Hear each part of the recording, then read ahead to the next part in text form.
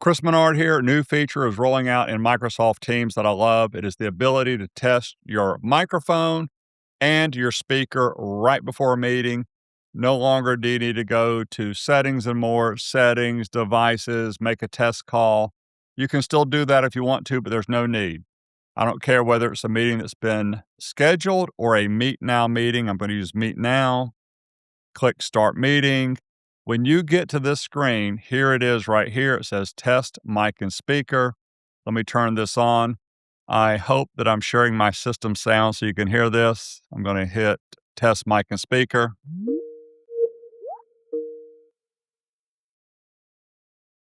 I clicked on Yes, I can hear it. So now I'm testing the speak and pause. I clicked on Yes, I can hear it. So now I'm testing the.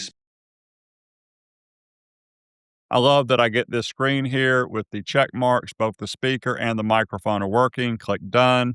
And then I would pop into that meeting, especially if it's a really important meeting, knowing everything is working correctly right before the meeting. Thank you.